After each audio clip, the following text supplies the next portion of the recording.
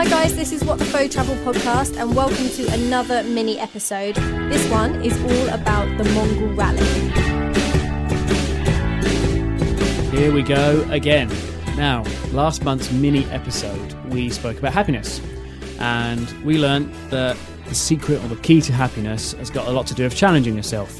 And boy, oh boy, do we have a challenge for you this month. So we're not going to tell you too much about it because our guest, Scott Gurian, is going to do all of that for us. We both really always love traveling and adventure, kind of getting out there and not typical touristy kind of things, but more things that are kind of off the beaten path. That was Scott Gurian, our guest for this month, who did the Mongol Rally with his brother last year, so 2016, and he actually made a podcast about it.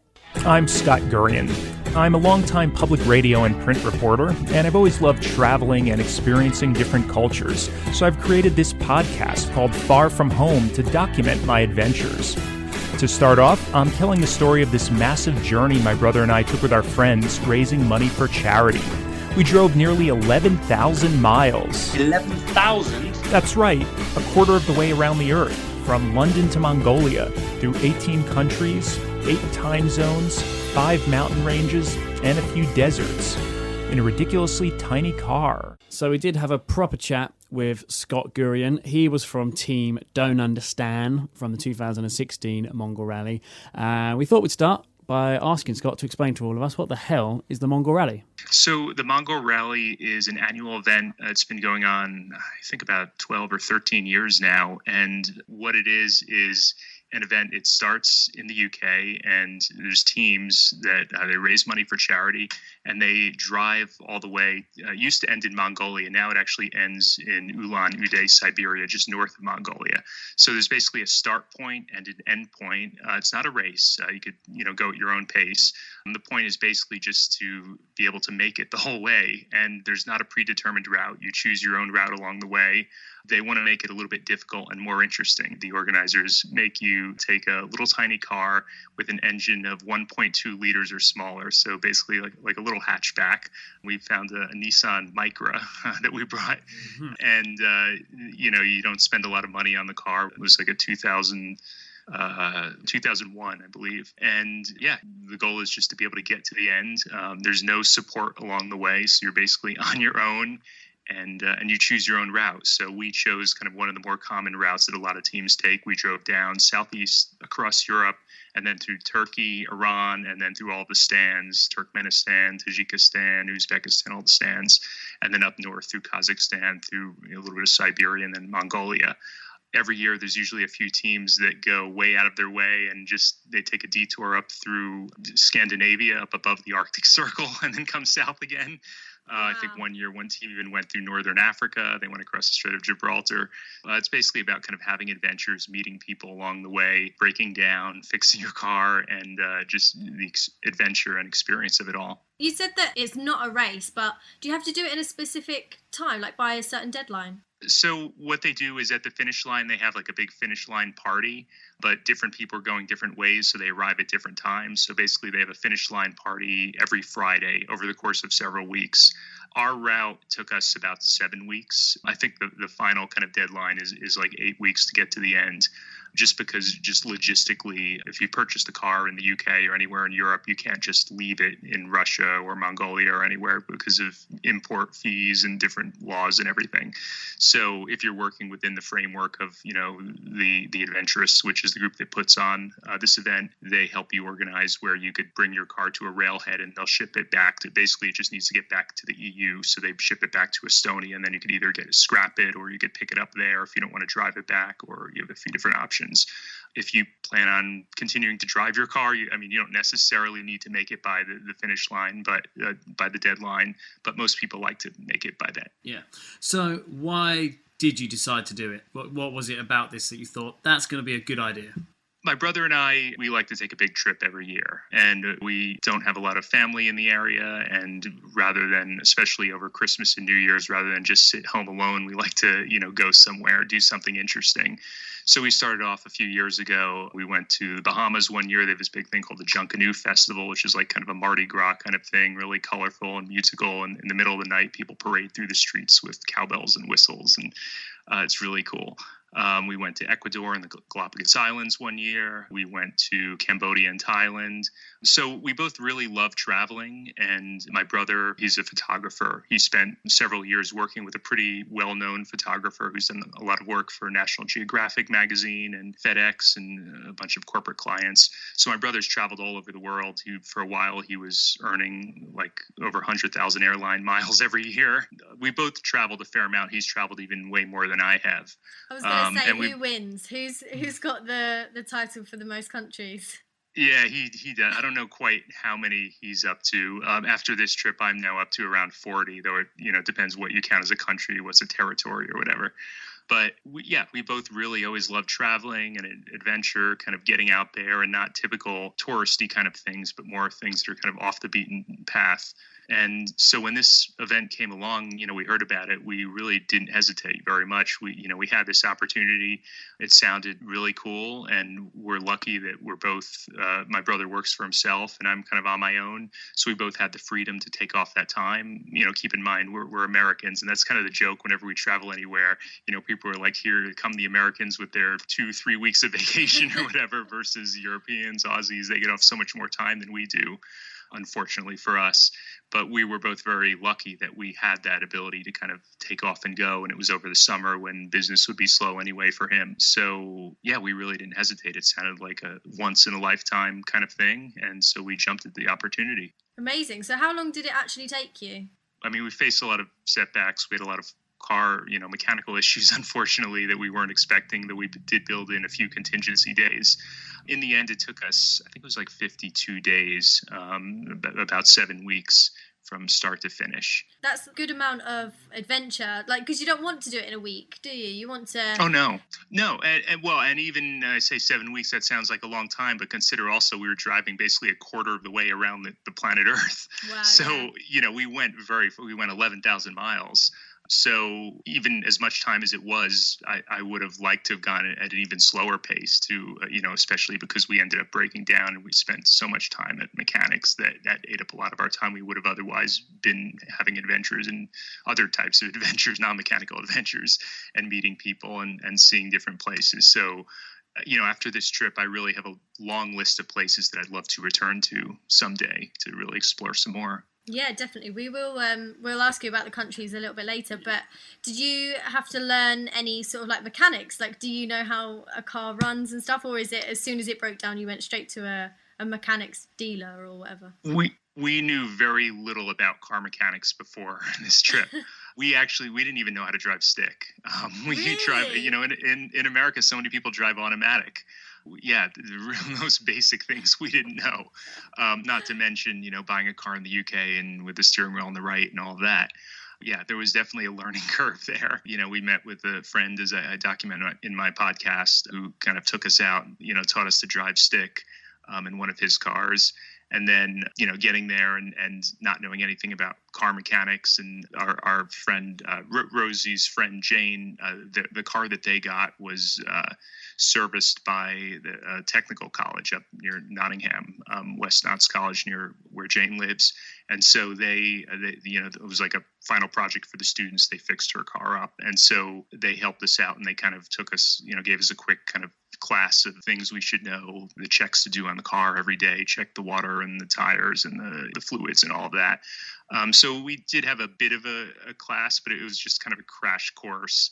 And, it wasn't necessarily the things that we needed to know when we were stuck in the middle of the desert and our radiator was overheated. And there's so many things that could possibly go wrong on a car, even though these are small, relatively simple cars as far as cars go.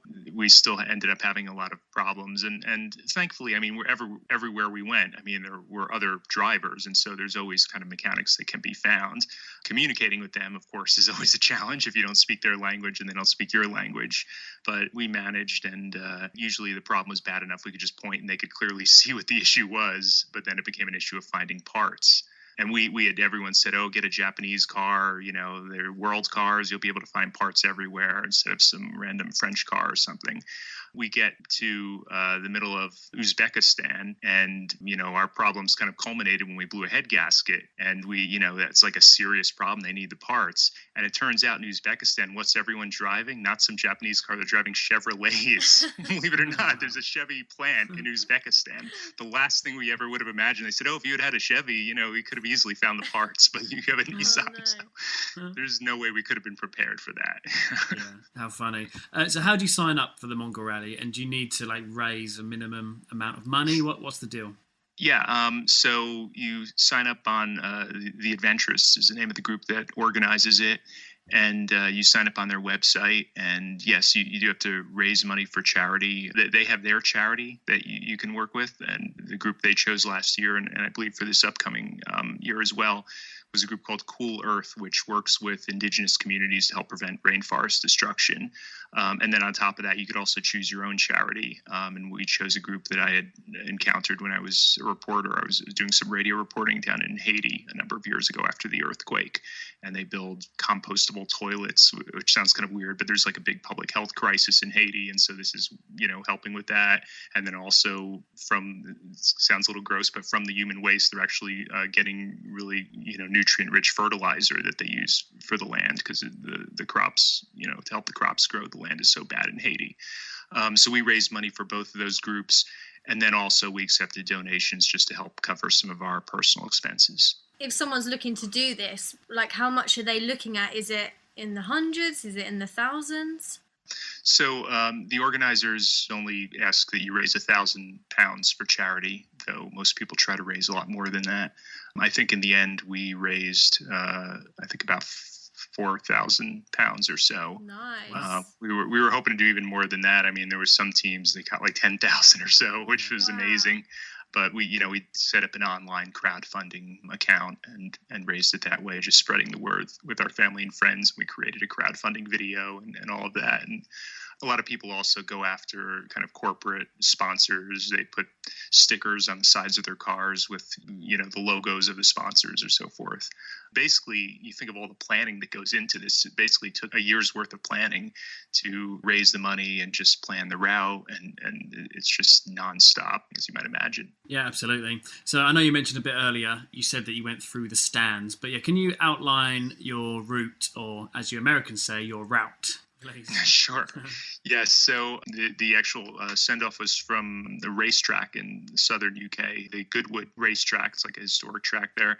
There was a big kind of send-off party, and then we drove kind of along the coast. We put the car on the train, went across the channel. Some people went on the ferry, got to Calais, France, drove across a little bit of France, went to Belgium, stayed overnight with some friends there in Ghent. And then we went down south across a little bit of Luxembourg into southern Germany, stayed with another friend there. We were kind of adjusting our route as we went.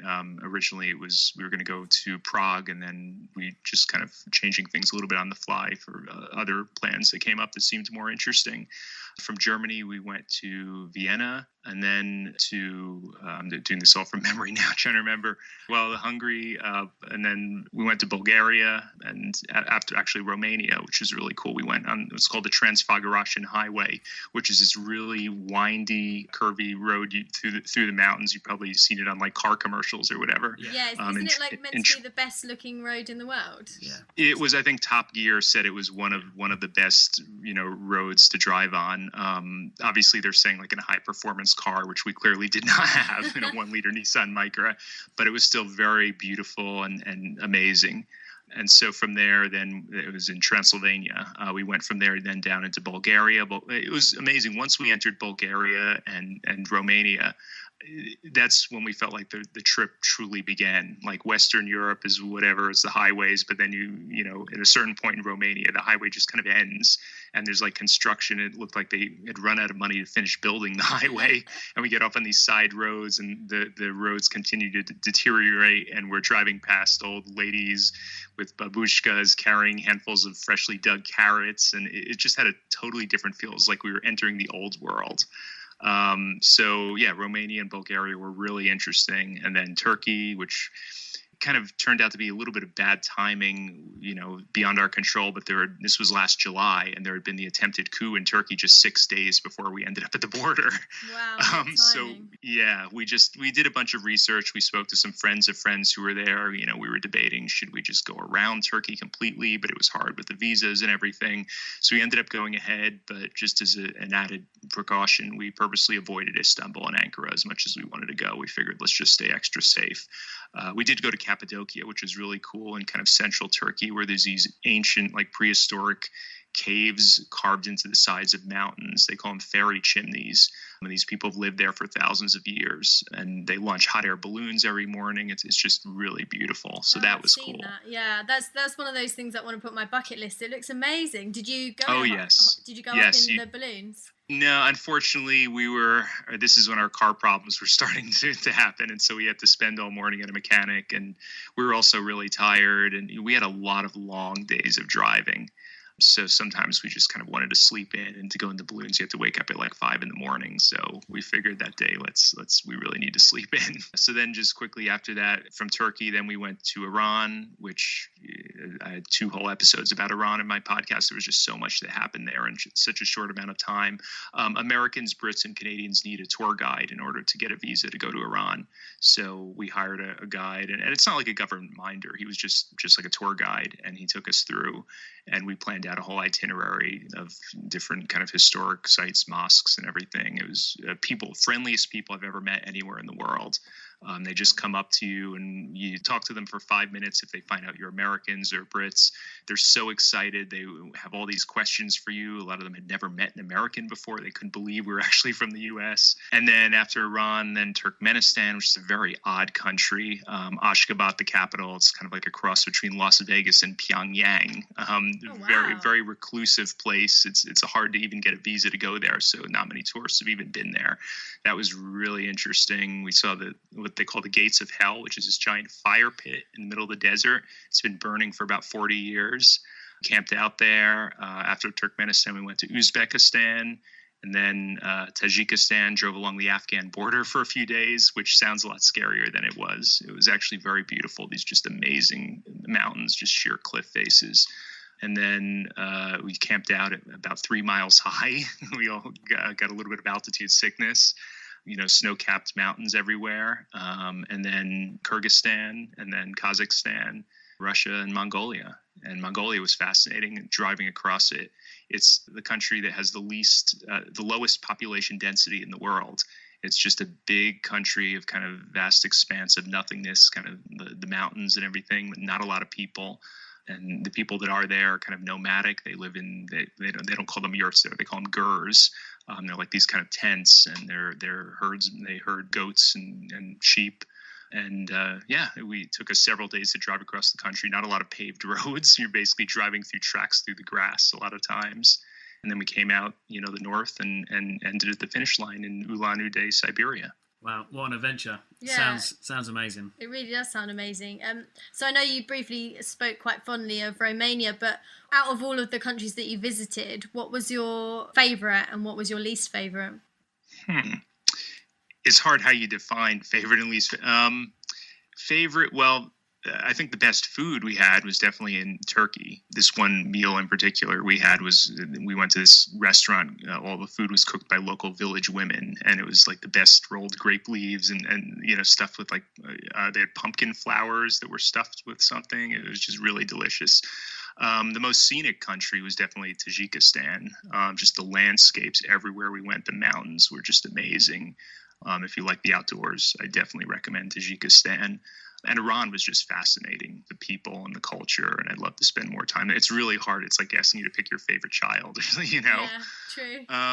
The least favorite, I'd probably have to say Turkmenistan. It was odd and fascinating just because it was so quirky and weird. And, we drive into the capital, Ashgabat, and we always felt like we were in the Truman Show, like we were being watched.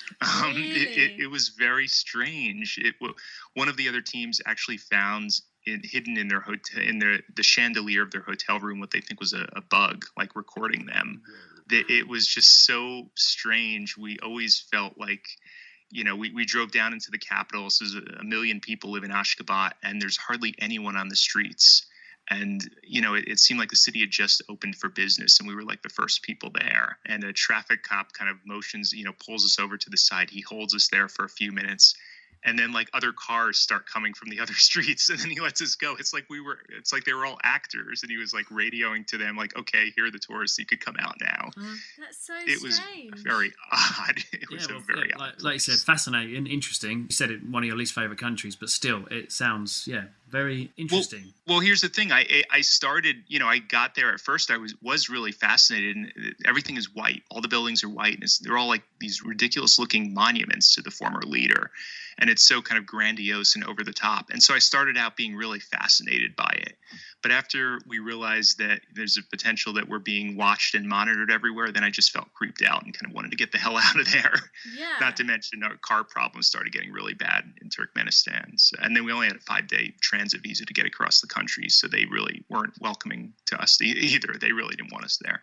Oh, dear. Okay, so one of our favorite moments of your trip was when you were in Iran. My brother and I were approached by a guy named Danielle who spoke perfect English but had never met an American before and had trouble believing that we were honest-to-God, real-life United States citizens there in the flesh.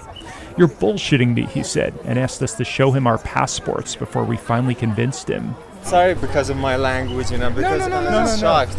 Have you never seen Americans? No. Really?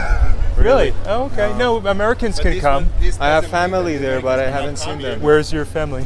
Where in the United States? New York. Yeah, In New York. Okay, yeah, we live We're in New York as well. New York. Yeah. Yeah. Well, I'm actually in New Jersey, but right next to New York. And I'm in New York. So you have family in New York, but you've never gotten to visit them there. No. I just been in contact with one friend from Florida via Facebook, and some chit chat when I was young. Girls in Kentucky and one from Mississippi. Kentucky, wow. Mississippi, wow. But no, I haven't been in contact. This is the first time, and I see American. Really? A Native American, yeah.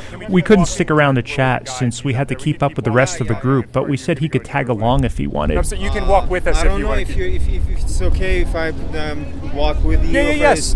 You can keep. Because a friend is just anticipating my. Oh, I'm sorry. Okay. But it wouldn't be a bad thing. Just an American after like 100 millennials. I'm seeing it for 5 minutes would be just a 5 centuries. It's right. It's a legitimate excuse. That was such a nice moment, and the fact that he was so excited just to hang out with you. Are there any other moments like that stand out for you on this trip, or maybe that was your favourite moment? Well, that was definitely a highlight. And I think another moment that I think of also in Iran, you probably heard, where we were walking around in this historic, it was like a mosque complex or something, and this guy comes up. He was a local English teacher, and he had some of his students, and they would just hang out there a lot of times to practice their English with all the American and British tourists and Australian tourists. And he came up and just started having these conversations, and their English was great, of course. And he was asking us all these kind of deeply political questions. Well, what did we think about the recent negotiations about lifting the sanctions on Iran with the Iran nuclear deal? And, my brother and I were a little bit at a loss. We felt a little embarrassed because we don't follow all the intricacies of, obviously these issues are very important to the local people there. This affects them. But, to us back home, this is one of many things in the news around the world. And, but these people were genuinely interested and curious to know what we thought, and to engage with them and to, meet people from other countries. They don't get to travel to these other countries themselves. So they're thrilled when us as foreigners come to visit them. That's their exposure to the outside world. And they do actually have access as well to a lot of kind of media and internet. I mean, yes, things are blocked in Iran with the internet, a lot of social media, but pretty much everyone knows how to get around it. And we were constantly amazed at how much access they had. People would bring up pop culture references. We met some young girl who's studying Shakespeare in school. Her favorite TV show is Desperate Housewives. Really? Yeah. So, it references some of them that I didn't even know myself, that they, so they're not as closed off as like a North Korea or somewhere like that. What advice would you give anyone who wants to do the Mongol Rally? get a better car than we had to start. It's interesting that the organizers, I mean, the whole reason they make you get kind of a used crappy car is that in theory, they say that if you break down a lot, that you'll be forced to interact with the locals. You're not just kind of zooming through. You have kind of more adventures. It makes it much more interesting, which makes sense to a certain extent. But after you've ended up in a garage, 3, 4, 5 times, it just gets to be a real drag. And, it's time I would have much rather have spent out kind of having other types of adventures, meeting people, and even getting lost or whatever, it just, and it also, we ended up spending so much money on the car, way more than we actually purchased the car for. So, and we tried to, we got the car checked out by a mechanic when we first bought it, but it's still, these problems we had that, the head gasket, there's no way we would have known that. So yeah, it would have been nice to have had a better car. I wish we had been able to go at a little bit of a slower pace because we just tried to cram in a lot. And I felt like we were a little bit rushed at times. We had so many opportunities. People invited us, especially in Iran, to come to their house and meet their family and come for dinner and tea. And most of those offers we had to turn down just because we didn't have time, because we kind of had to get to the next place. Iran, obviously, we had reservations for our tour guide. That was booked. The rest of the time, we kind of were figuring it out as we went along. But I would have liked to have gone at a bit of a slower pace. Other big recommendation, which we did follow, but I would definitely recommend for everyone else, is have, just in case of emergency, have some kind of satellite-based communication equipment. If you get stranded in the middle of nowhere, as we did when we were in Mongolia, we got a little off the path we were supposed to be on one day. It's just so hard to find your way around Mongolia. There's not really roads. I mean, you look at a road map of Mongolia and you see a big line going across the country. You assume it's a road like we would have back home, but it's just a dirt path, and you're trying to use that and Google Maps or something. And oftentimes you'll see a line on Google Maps or somewhere that doesn't exist in the real world, or in the real world, it'll split like 4 different ways, which it only shows one way on your map or 2 ways on your map. So it was very easy to get lost. And we got off the main path one day, and to make a long story short, we ended up at the bottom of this kind of rocky ravine, miles and miles away from any other people. These little cars aren't good at making up hills, and so we were both stranded at the bottom of this hill. It was getting dark. It was getting late. There were rain clouds moving in. We were afraid there'd be a flash flood. After exploring our options, we didn't have any choice. We had to send a text by satellite to the U.S. and British embassies to send like an emergency extraction team to come in the middle of the night, to come like with a tow truck to come like get us out of there. We had no other choice. So if we didn't have that, I don't know what we would have done. Having, just in case of an emergency, having some way to kind of reach the outside world, even where there's no cell service, something that's satellite based, I think is definitely really important. I don't even know how to send a satellite text to the embassy. I wouldn't know what I was doing. So, where can we all listen to your adventures of you driving a quarter of the way around the world? Yes. So the podcast is called Far From Home, and it's in the iTunes store, Apple Podcasts, or Google Play, wherever people listen to podcasts, or the website is farfromhomepodcast.org. And I'm about, as we're speaking, I'm about 10 episodes in, going through Iran, and got another 8 or so episodes to go documenting this journey. And then, as I said, I want to keep the podcast going even after that with my future journeys and unexpected adventures and chance encounters with interesting people around the world. We actually, I didn't mention this, but after I got all the way to the finish line, I guess that wasn't enough adventure for me. So I actually ended up driving all the way back. So round trip, it ended up being 18,000 miles in 23 countries. So some of the return trip will be... detail to leave out, Scott. I'm sorry? That was a big detail to leave out. Yes. So, well, that's not part of this trip itself, but that's kind of the follow-up to it. And I'll have some of the return trip on hopefully the next season of the podcast, including taking some lessons in Tuvan throat singing in southern Russia, and going to across Ukraine, and going on a tour of Chernobyl, which was the most amazing place I've ever been. Wow. Sounds amazing. And as does your podcast, so I'd recommend anyone who's listening to this to definitely check it out. So it's Far From Home Podcast.org. Yes. Mm-hmm. Wow, yeah, thank you very much for your time today. Thanks for your interest. I really appreciate it. And good luck on your podcast as well. You're doing great stuff. So I appreciate you reaching out. It's an honor to be speaking with you. Thanks so much, Scott, for talking to us. That was amazing. We definitely learned a lot. Yeah, Scott, thank you very much. Now, does that sound like something you want to do? Remember, guys, the only one holding you back from your dreams is yourself. See you next month.